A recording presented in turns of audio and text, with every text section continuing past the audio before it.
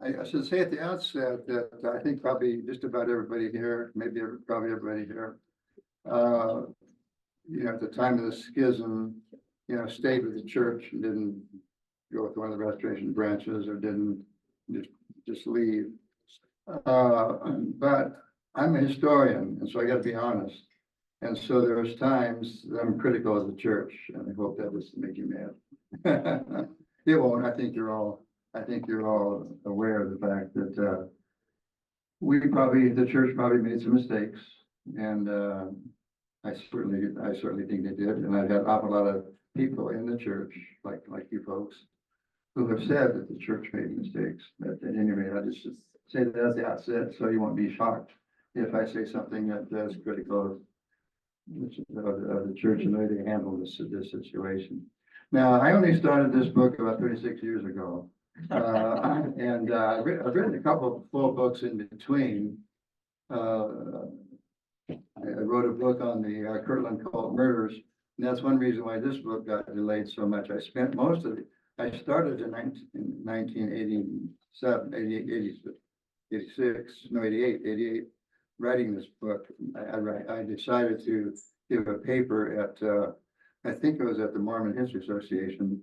So that was my beginning thoughts about that, and I've talked about it in a number of papers I've given at John Whitmer, our association, at the Mormon History Association, or Sunstone or Dialogue. I used to spend in the summer, every time the year, in the spring, I would go to the Mormon History Association meeting. The summer, I'd go to Sunstone. The fall, I'd go to our John Whitmer Historical Association. So I wrote a lot of papers and so forth. And so I had lots of things that also attracted my attention. That's one reason why. And I didn't expect to finish this book until I would have liked to have finished it around 2016, because as I see it, I start the book in 1954, which I'll explain in a minute. But I really considered, I was finishing the book. I hope in 2015, 2016 with those national conferences, because I thought the various things that led up to women's ordination, that's the big problem that the church faced. There's a bunch of issues involved in there. But then I thought a number of other things happened, but the issue on gay rights in the national conferences of 2013, 2014, 2015, that's where I basically ending the book. Historians usually write about stuff that's already happened, so the fact that the book won't be out until quite a while after that it all happened is good. Thank you. Well, there's two principles that occurred to me recently. I mean, I've known about them all my life, but I appreciate I never really thought about them in relation to this book until recently, and that is that there's two prominent ideas in our church which are in conflict. One idea is God is unchangeable, and the other one is that we believe in continuing revelation. Well, actually, both of these have their weaknesses. Whenever one of my fundamentalist friends will say, "Well, God is unchangeable," I say, "Well, now is it the God that you understand that's unchangeable, or is it the God that I understand that's unchangeable, or is it the God of Scott Orth that's unchangeable?" So, well, Scott might say it's the God of Orth, but anyway, so that's a weakness, I think, and God is we believe in an unchangeable God. You go back and read the Saints' Heralds as I have done in the 19th century, and you'll think, is their God the same God as our God that existed before this battle? There's stuff in there that no, in the 20th century we never believed that stuff. So the truth is always changing. Question is whether or not it's going to change it or not. And then as far as we believe in continuing revelation, one weakness of that is many of us have thought just in terms of, well, the prophet speaks every now and then and adds to the new light and truth that we have. Well, read the 20th century Doctrine and Covenants. There's not much in there that was really a great new truth.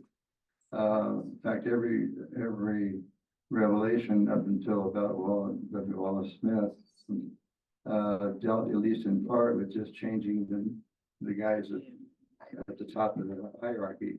So there's very little. I mean, there's some things in 20th century revelations that are pretty important, but continued revelation occurs in all sorts of places, including in the classroom and so forth. So both of these, but anyway, they're in conflict. The restorationists tend to believe that God is unchangeable, whatever that is means to them.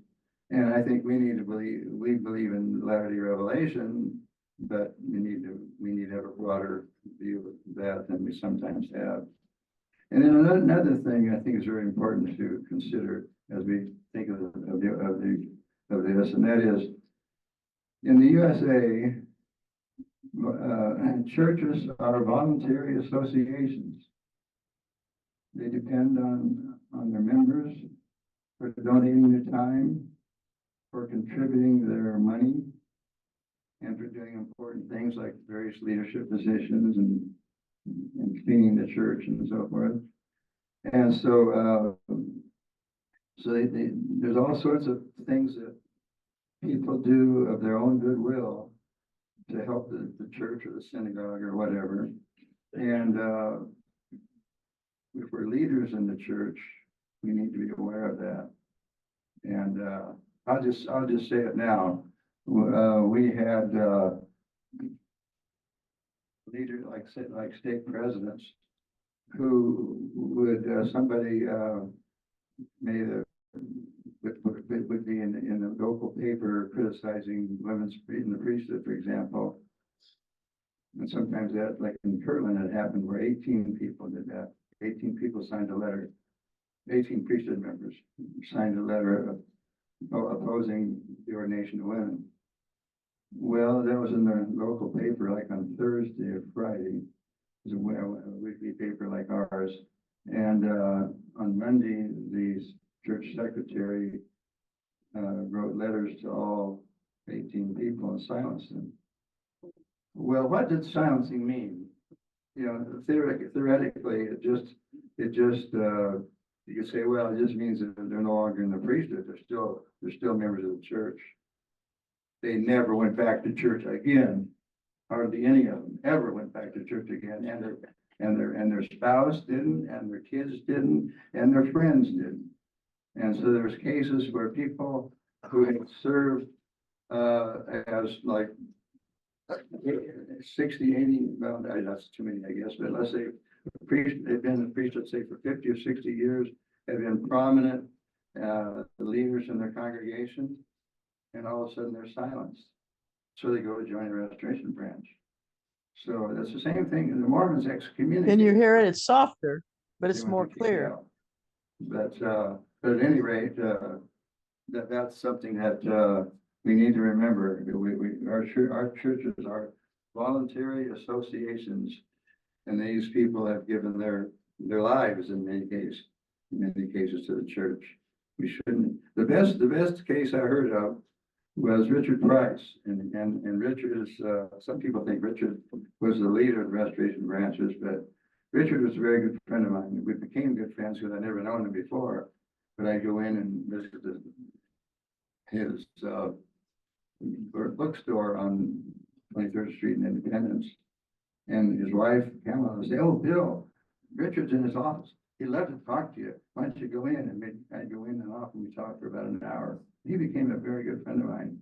Actually, a lot of non-fundamentalists that didn't join the other churches thought that Richard was the leader of the Restoration Branches just because he wrote so much, but he wasn't. He told me, he said, I don't accept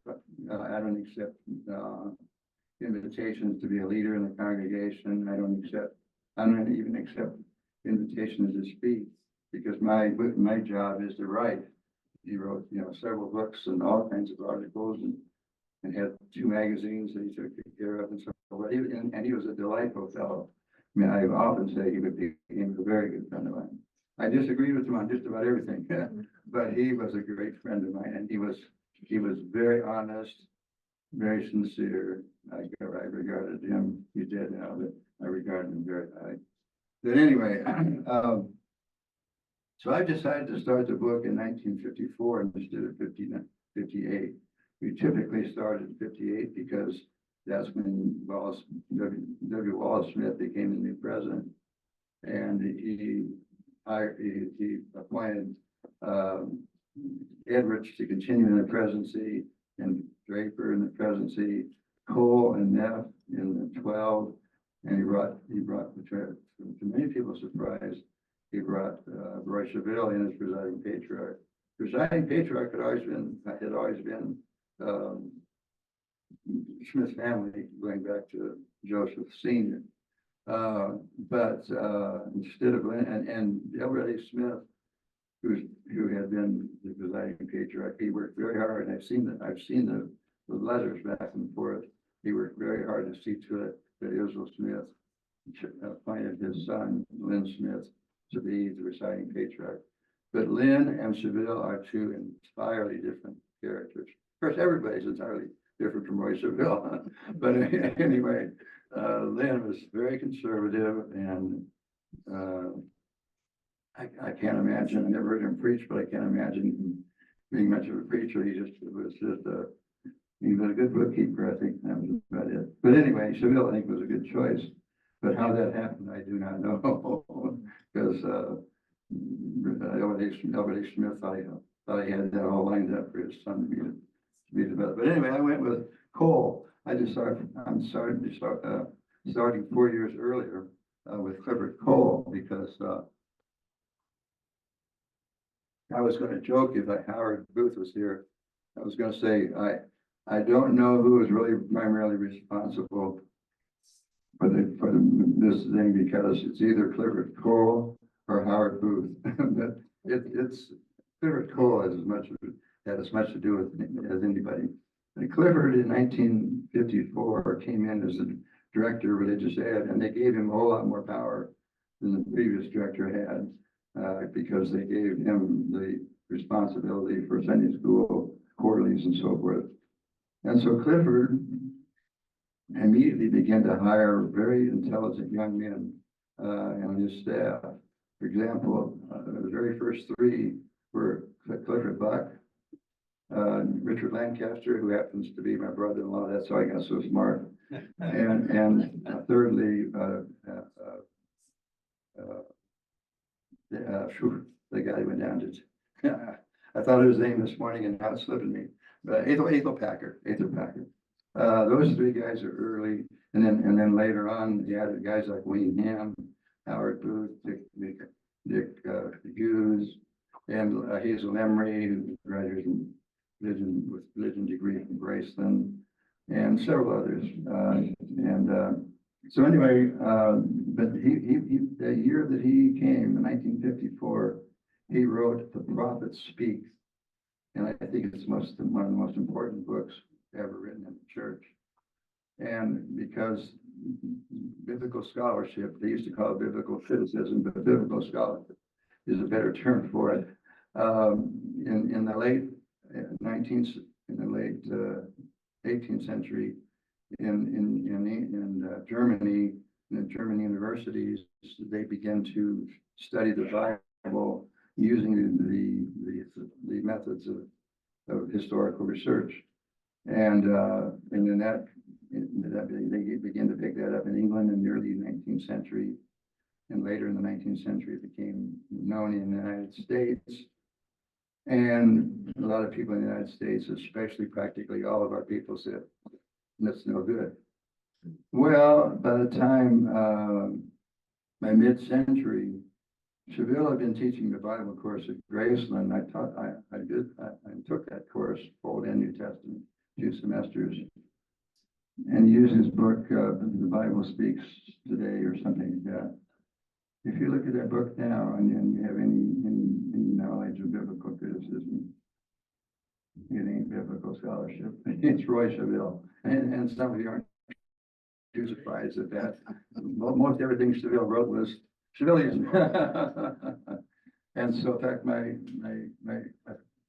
first wife, Val, she took the course from Bob Speaks because Seville was getting close to retirement. Well, no, in fact, Seville had already become presiding matriarch, and so Bob Speaks she taught the two courses that my wife took. And when she, after her sophomore year at Grayson, she transferred to William Jewell Baptist College down in Liberty, and they accepted all of her credits except for those two Bible courses. And so she went in to see the instructor, and he said, well, let me see your syllabus and your textbooks, and then I'll decide whether or not, give you credit. Well, Bob Speaks had used Bernard Anderson's Old Testament from Prentice Hall and the Key and Young New Testament from Prentice Hall, the two probably best known college textbooks in the country on Bible. And the guy looked at these and at the syllabus and everything. He said, boy, I wish I could use these books here at this Baptist college where they won't let me use these books. So they gave her full credit for the two courses. But anyway, so here's Cole. He's bringing in all these top, some top thinkers in the church, young and all young fellers, and some ladies. And so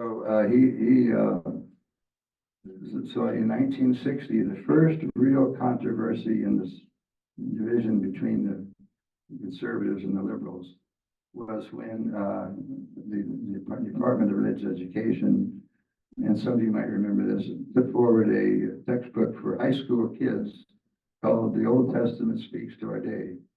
And they knew, and Dick Lancaster and Buck and some of these others, and including Jim Lancaster, and Don Landon was a brand new guy in the office, and he was very bright. They did it well. The book was authored by Garland Tickelmeyer, but these four guys did a lot of editing on it, based on biblical scholarship, not modern biblical scholarship, and so a lot of people were really upset.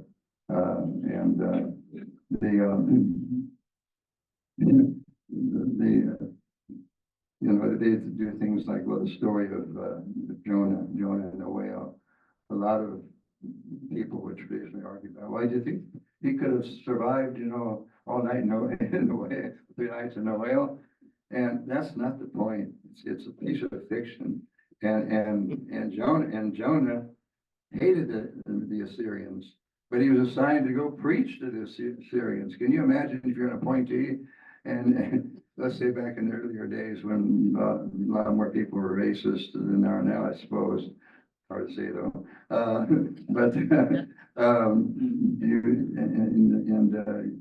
let's say a Ku Klux Klan type of church member was assigned to go preach to Harlem, and this would be the situation that Jonah was in. And so, darn it, they all believed. First of all, the fact they all believed and joined the movement, that's incredible too, even if the guy was a strong believer in their particular culture. But anyway, so these sorts of things in the Bible, Jonah, Adam and Eve, those are fictitious characters and so forth. So anyway, the book caused a lot of controversy. The folks up in southern Washington just shipped all the books back to Harold House. We didn't want to read this garbage. And I went to that summer in 61. I went back up home to Michigan to the reunion at Sanford. And this one guy came to me and said, there's been a lot of flack over this Old Testament book, these 4 quarterlies, but I've read them. I think they're really good. But people are telling me I'm crazy because I liked them. And then one of the appointees from the area I think he saw me talking to this guy, so he kind of figured what's going on. So he got to me aside and he said, God is not the author of confusion. So I guess these these books are offering confusion, I guess. So anyway,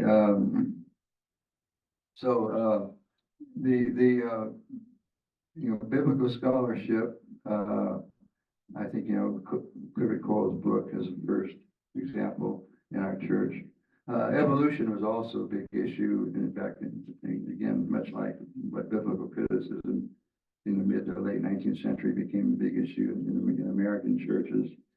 But at Graceland, Augusta Plotz was teaching evolution back in the 20s. And I took the two-semester course from, oh gosh, I forget his name. But anyway, he was a good church high priest, but he was, this is 1957. He was very concerned about evolution because he knew a lot of people in church still were against evolution. And so he taught us evolution, but he was very careful how he taught it to us. So anyway, and then there was a sociology religion came along as an important course. Cheville's PhD dissertation in 1942 was about the sociology religion. And then the psychology religion, Howard Booth wrote his PhD dissertation on psychology religion. And so, anyway, it's kind of Howard, I suspect, is out of town because I called him to warn him that, but there was no answer. I think they're out of town. But anyway, so the Basic Beliefs Committee is kind of a second thing that occurred in the 60s that was really controversial. The church leaders developed a Basic Beliefs Committee headed by F. Henry Edwards, Paul Edwards' father, and a member of the first presidency, composed of about 15 men, all men, mostly of the highest offices in the church, although the apostles who didn't think a whole lot, didn't do a lot of reading, they went on the committee. But the more well-read apostles were on the committee. And so anyway, they formed the Basic Beliefs Committee, and then by the end of the century, the end of the decade, they published a series of articles in the Herald each month. Each one a long article on a different topic, like God and Christ and Holy Ghost and Holy Spirit, and the church and scriptures and so forth. And then they had a very short one sentence statement on each of the topics. And so they produced that into a little booklet, which more or less replaced our use of the epitome of faith. Before that, it's kind of our standard work, The people that wrote the Basic Beliefs, they said, this isn't a creed. This is really where we think the church is at based on our best thinking at the present time. But I think it was our new creed. But anyway, you can think whatever you want about that. Well, then the next big controversy was the position papers, and you probably all heard of the evil position papers. Don Landon, Jeff Spencer, Wayne Ham, and Vern Sparks, four guys all in the religious education department, produced eight articles, regular kind of 20 or 30 page articles on their particular topic. I think probably the most controversial one probably was the one by Wayne Ham. Wayne did the one on the Book of Mormon, and his position was that the Book of Mormon is fiction. And he said time has come in the church where we need to recognize that the Book of Mormon can be read just like the other works of fiction in the Bible, like Daniel and Ruth, and you mentioned about 5 or 6 fictitious works in the Bible, which are very valuable, some of the very valuable books in the Bible. But Winningham identified 9 areas where reading the Book of Mormon, its history, is difficult.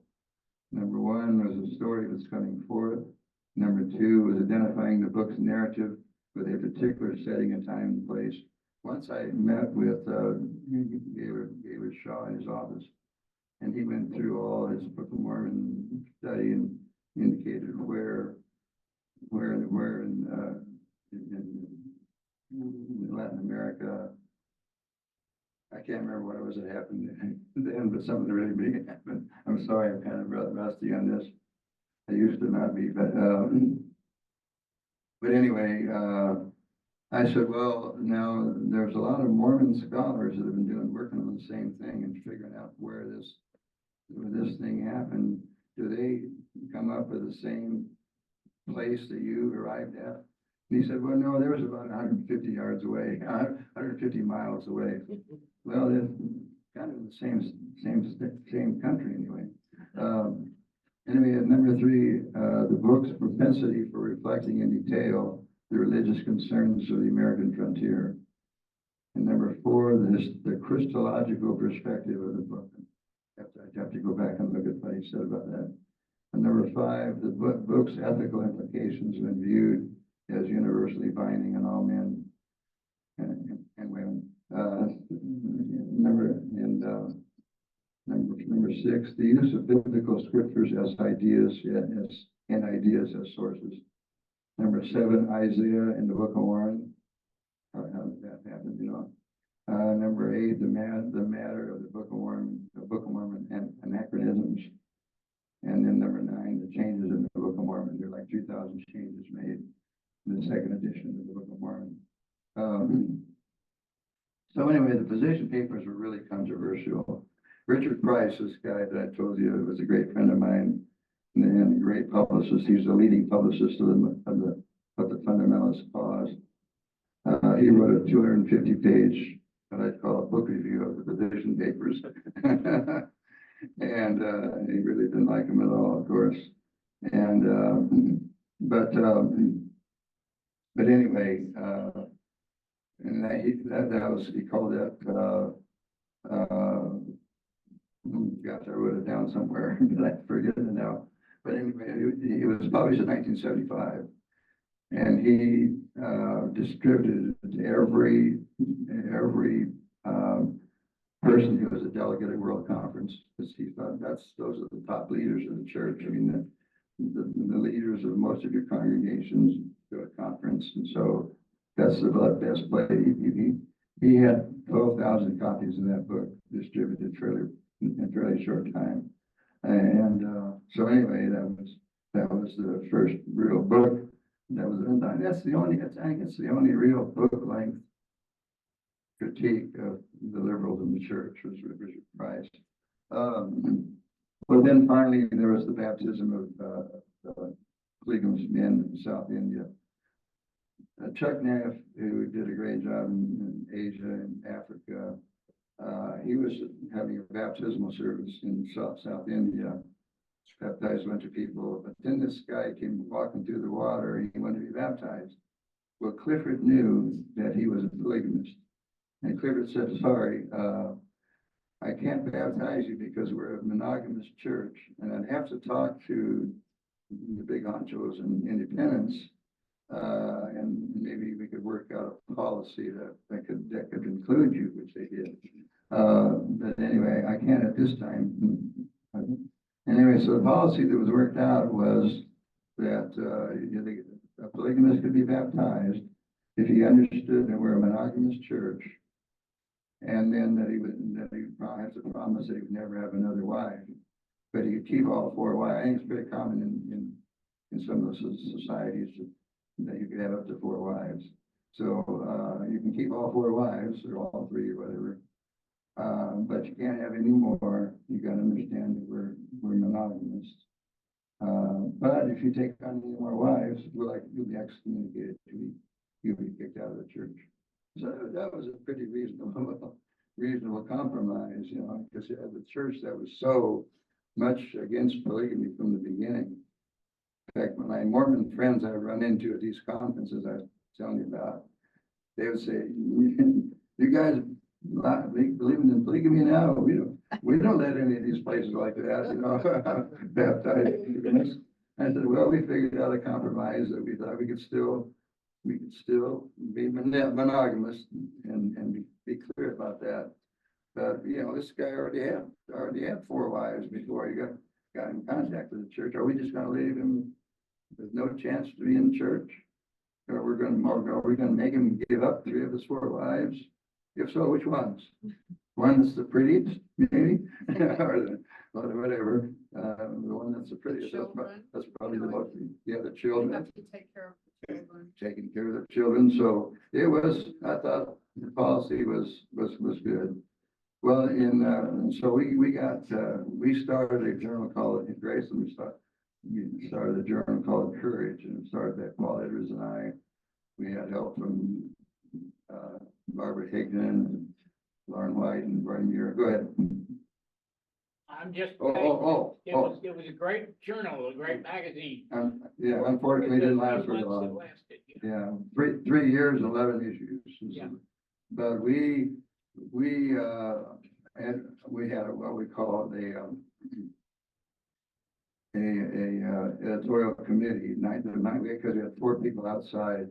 You have Roger Arrington, former editor of the Herald, Joe Pearson, former assistant editor of the Herald, and a couple others. Judy Schneeback was another one, who was a high school English teacher in Des Moines. And but anyway, I was the managing editor, so when we had an editorial committee editorial, typically I would have written the first draft and then send it to the other 8 people, and usually they just said okay and send it back. Most of it ended up in my language, but anyway, we pushed for 3 changes the church made. Very early on, we had an editorial committee advocating for women in the priesthood. And very early on, we advocated for open communion. And very early on, we advocated to do away with lineal priesthood. And all of those were 10 years or 20 years or 25 years before they actually happened. So I don't know whether we would have, if we lasted, maybe we would have addressed gay rights and so forth. I don't know. But anyway, but anyway, anybody know who was a strong spokesman against those gay marriages? Baptisms of polygamous people in South India. A couple of people that the old timers probably knew. Vern Deskin was the biggest spokesman against it. He was rabid against us. And we got him to write for Courage. And so in Courage, we had Morris Draper writing the church's position and Vern Deskin writing his position, which he made very clear. And then the editorial committee had their own editorial. We basically went a little bit further than Morris Draper, but I can't remember exactly what the differences were. But anyway, there was one other person that was very, very strong. David Blair from Preston, father of Alma. And it turned out that I preached, and I used to have a lot of preaching assignments at Preston. I don't know why. I guess because there was a couple. Probably because, what's his name? Gary, what's his name? Gary Daniels. Gary Daniels and I were marathon. And so that's probably why he was often the pastor or the Sunday school director. And of course, his wife was very active there too. And in fact, she had come to Creston. The 2 of them had moved to Creston from Nebraska. She had been ordained in Nebraska. But she got to Creston. Creston was one of the most conservative congregations around here. And she didn't tell anybody she'd been ordained a priest or whatever. She waited for about a year, and finally, she felt like she was pretty well accepted in the group. And so finally, she let me know that she had been ordained in Nebraska before she came. And everything went fine except for there's one family that left the church because of her. But anyway, David Blair, Alma Blair grew up in Creston. And so David and his wife had invited me to dinner after my sermon. So sure, Alma's dad and mom, I'd love to meet them. But anyway, David and Blair both of them just went on and on and on about this thing in South India, polygamy in South India. So David Blair, I would count him as the number 2 guy because he wrote a number of things that were published against the policy. So between Duskin and Blair, 2 of them one-eye state people. We got the presidency heard plenty about this issue. But anyway, so then naturally there becomes a strong conservative response. Now there was some response before 1986. I didn't know that it was Alma Blair's dad was one of the Section 56 came strongest about. people opposed to the that Indian is, that, Baptist. in Vancouver, Washington, around 1970, they split from the church, and it's hard to tell whether or not really they split or whether Bill Timms, the point to the apostle, pushed them out. I've never really been able to figure out who really caused it. Another early dissenter before was a guy named Stan King. And Stan King was a young man who'd been in Owen Sound, Ontario, where I have a cousin who lives. He was converted at a missionary series by Al Billatier. Al Billatier was a very popular 70 who baptized a lot of people. Including one time he came to Flint. I remember hearing his whole, I was in high school and I heard his whole missionary pitch, like going every night for a week, and or maybe 2 weeks, I don't know what it was. Anyway, my dad was a little bit skeptical about Al, and so he said, he went up to Al one time, he said, have you ever gone back 5 years later and checked to see if the people you converted were still in the church? Because Dad felt like he really was converting people to himself instead of to the church, which is Jesus. But anyway, so Al converted Stan King, I'm sorry. And Stan decided real soon that he left the church and became a prophet. And there was a group of people that met with him. They stayed with him. Most of them stayed with him. And he was a prophet. One guy who was a very close friend who went to some of his early meetings was Thompson, who was the campus minister at Graceland later. He was a good friend of Stan King. And when Stan started having a group of people meet, I'm not forgetting Thompson's first name, but anyway. Carmen Thompson, yeah.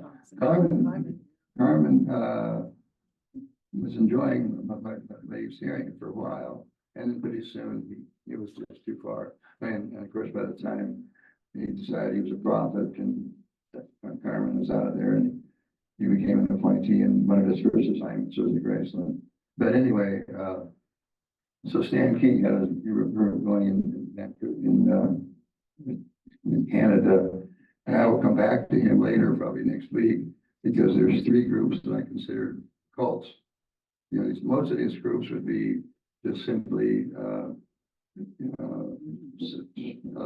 schismatic groups who felt like the church had gone in the wrong direction, and they're just trying to bring the church back to where it should be. That's basically our church. When we began in 1860, we rejected basically about a half a dozen of Joseph Smith's unusual ideas, let's put it nicely, in Nauvoo, and young Joseph, gradually got rid of all those. So we were a sect back then, and then most of these restoration groups I would also call a sect, because they were simply trying to get the church to go back to where it was in 1950 or 1940. That's usually, that was from many people, that's about what they were, the church that they were trying to get back to. But anyway, so those 2 groups started early, but then most of them during this period in in the late '70s, decided, well, we're not ready to, we don't want to leave the church, but we would like to have restoration festivals, probably 2 times a year, maybe 3 or 4 times a year, but just occasionally have restoration festivals where we gather for the weekend and we'd have preaching and teaching and praying and testifying, like the good old days. And so they rented from Frank Huff, president of Graceland. They rented space, certain rooms at Graceland that they'd use mainly on the weekends, Saturday and Sunday, but a little bit of Friday night too. And well, Alan Tyree was the apostle that included Lamoni at the time. And so Alan met with State President Bob Brew, again, many of you know him, as well as Frank Huff. And I wish Carol was here. I would love to hear her comments. But anyway, so Apostle Tyree said to Bob Brew, State President, I want you to silence Frank Huff. Now, those of you who are around here at that time know how stupid that would have been. Absolutely stupid. Frank was very popular at Graceland and in the community. In fact, I remember talking to a guy in Roll College, a political guy from Leon who had been recorder of deeds. And he said to me, Frank Huff's about the only guy from Graceland that I think really knows what he's doing. I felt like saying, well, thanks a lot. And so, anyway, so Bob Brew is also very popular and also, like Frank, very well known and popular in the community because he did a lot with farmers in the community. And so both of them are very popular in the church and in the community, as far as I could tell. And I think most of you probably would agree with that. And so wisely, Bob Brew said, well, Alan, if you want to silence, if you think you should be silenced, you'll have to do the silencing yourself. You'll have to take the crap, not me. No, I talked to Bob Brew many years later about that in his home in Independence. And yeah, he got the same information, got the same story that I got from Frank back in the time. And so fortunately he wasn't silenced. But the restoration branches in this was in September of 78. They didn't meet again for 2 years until 1980. But when the 1980 thing was coming up, now they hadn't silenced anybody that was involved in the original one at Grace, but they decided to take it easy so far. But I got the sense that they were going to start silencing in the next one. And so in June of that year, I wrote to the First Presidency and I said, don't be silencing these people in the restoration branches. In the history of Christianity, a lot has been gained by listening to the voices of dissenters within the church. And the dissenters have helped the church understand what they should believe to be the truth. So cut it out. I didn't say that, but don't silence these people. Well, they did. I mean, pretty soon people they're going to have your name was in the paper as doing something at the upcoming restoration branch. Well, then you get silenced. And again, you would just get silenced with a letter, or in the case of my friend Pat McKay, one of my students at Graceland. Pat was a member of a very conservative congregation in Independence. And somebody came in during church on Sunday and had silencing letters for Pat and some other people for having gone to the restoration festival. So it was a dumb mistake. I mean, they only were meeting at most 2 or 3 times a year. And, the rest of the time, they're still going to regular church.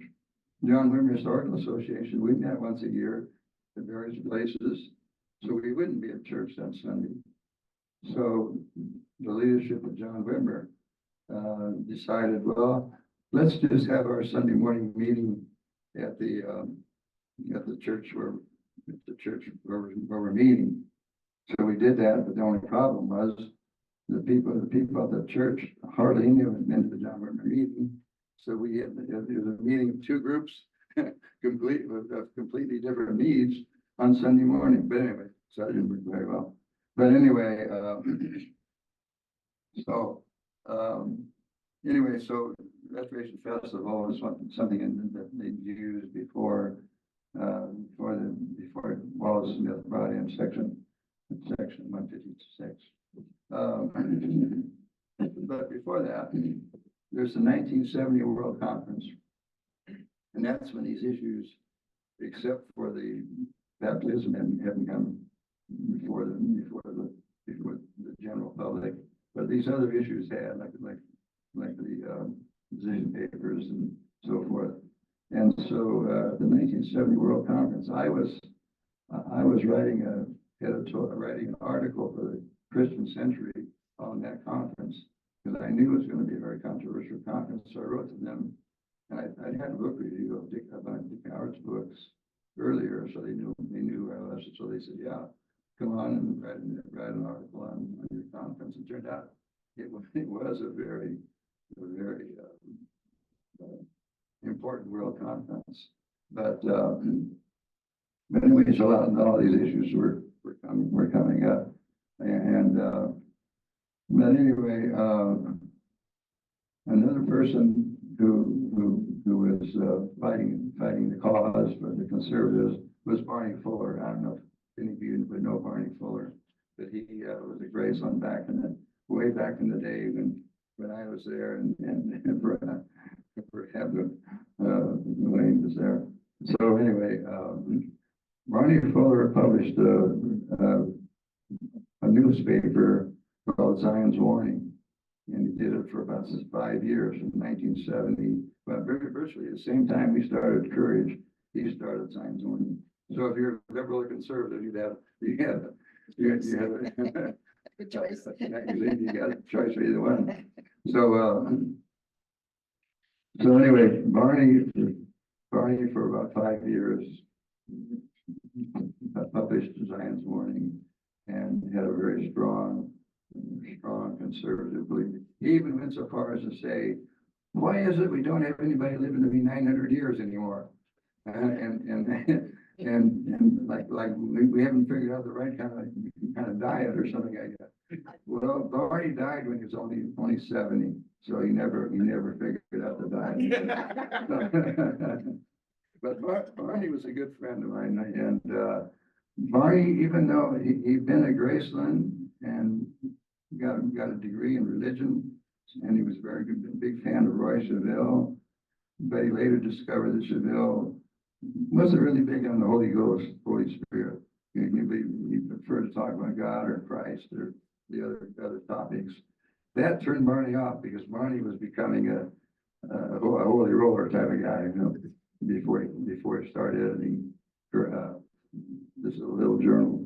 And he'd been silenced back in California before he came to Independence and was publishing the journal.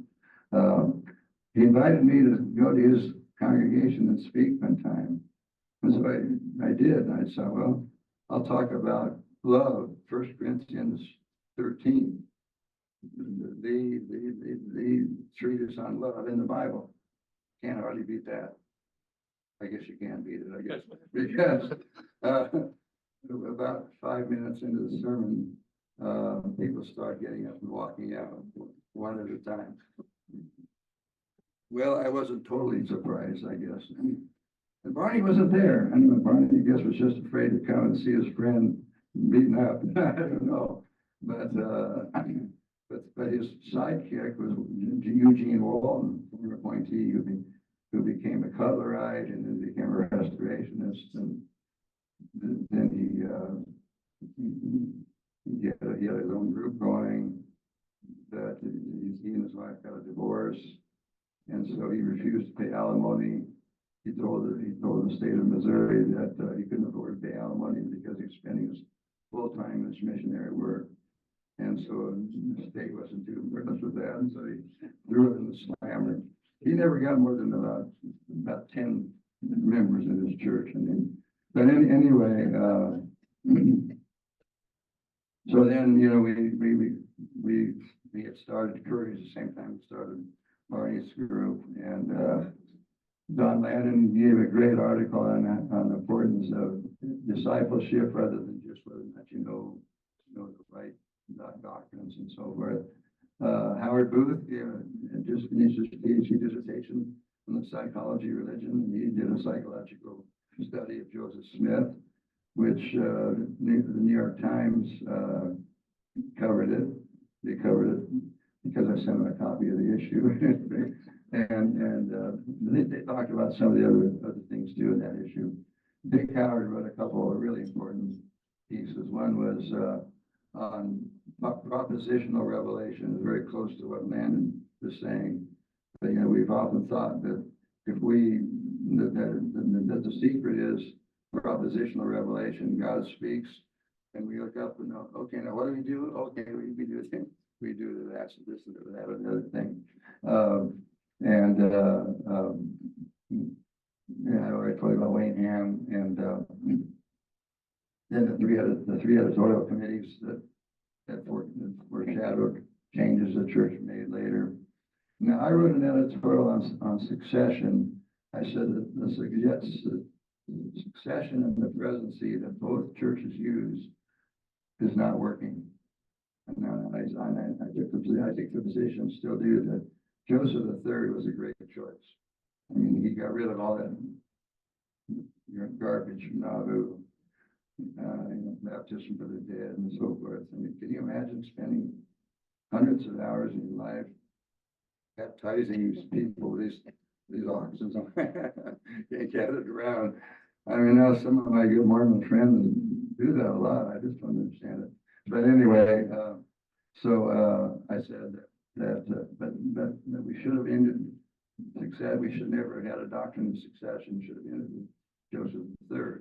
And the same thing about Utah. Utah should not have the senior president of the 12 automatically becomes the president of the church. For example, in 1985, I think it was,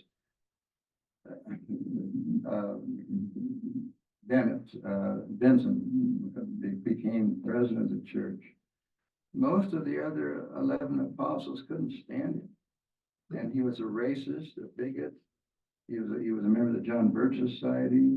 He was in favor of racial segregation, and even the members of the 12 who believed in racial segregation thought that he went way too far. And then they had Hugh B. Brown from Canada, and now the 12, who was a strong advocate of racial justice. And the two of those guys, it's lucky neither one killed the other one. But anyway, I mean, the senior president for the 12. So anyway, we've changed ours because the Smiths ran out of the Smiths. You know, the remnant church, Fred Larson was the president because he was a direct descendant of Joseph Smith III, and he had 3 sons. Well, he died about 2 years ago, but unfortunately, none of his 3 sons were active in the church. So they had to get some guy named Patience. He's related to the Patience guy here in town. So anyway, I argued that it just doesn't make our position and their position makes no sense. But fortunately, we no longer have our position. I don't know how the Mormons are ever going to have a situation where those 12 old men, and I say old men, next year when Stacey Cram becomes president, the president of the Mormon Church, if he's still alive, will be over 100 years old. So they'll have a 100-year president, and we'll have she'll be 62, but she looks about 52. and just like before, when Grant became president, he was about half the age of their president. But also too, they have millions of priesthood members, including deacons who are all little boys, 12 years old, to men who lived over 100 years old, who are high priests and so forth. And not a single woman. Is a church like that going to continue? I mean, God, they're doing a lot better than we are in terms of numbers, but our state mission center president,